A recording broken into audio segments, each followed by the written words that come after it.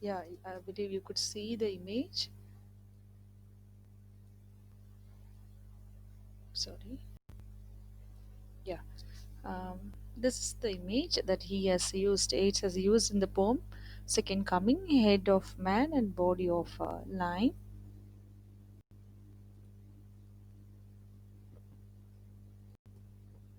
And this is the Sphinx. Sphinx.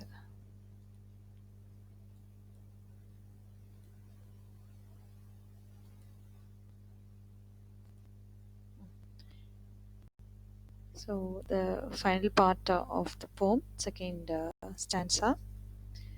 The darkness drops again, but now I know that 20 centuries of stony sleep were vexed to nightmare by a rocking cradle.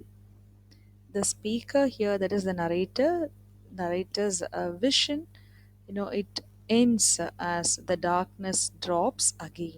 So that is the meaning here, the darkness drops again.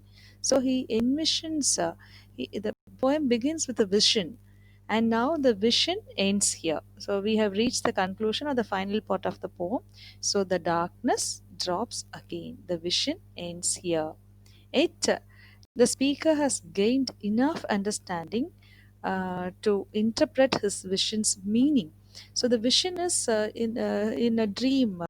He had seen a strange creature, and now he says that he has a complete idea. He has got the complete idea of the image, and he can give us a very good description on that image.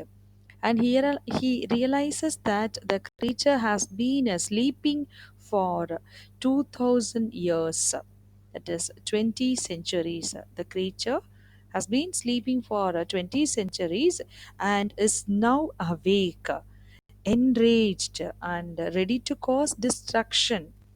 The poet says that the Sphinx has been sleeping for 20 centuries, that is, which is referred to the Christian era, the 20 centuries of the Christian era, the era that began with a rocking cradle at Bethlehem. There is no second coming, and we have been dreamy. He talks about the stony sleep. And what rough beast! It's all come, it's all come round at last, slurches towards Bethlehem to be born. So, what rough beast, the speaker asks, slurches towards Bethlehem to be born? So, thus, it reveals no hope for the continued existence of mankind. And he suggests that the quality of the next 2000 years will be a world completely antithetical to the values we currently hold. The speaker concludes suggesting that the world after the first coming of Jesus Christ has gone terribly wrong. The poem ends with a question, because we cannot know this monster or the punishments it will inflict upon us. And the second coming is actually a response to the world racked by violence.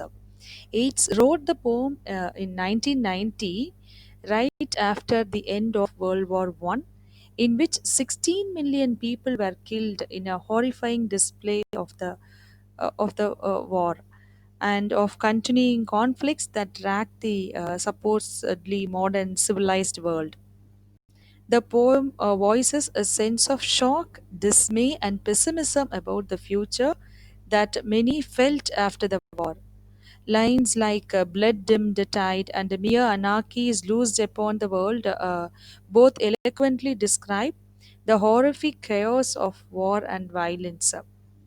Many people felt as if there could never be another war after World War One. It was even called the war to end all wars, because people believed that it was so horrible and destructive that people would never allow something like it to happen again. But AIDS foresaw a darker future, which of course came to pass. World War II began a mere 14 years later, and its second coming took the form of a modernity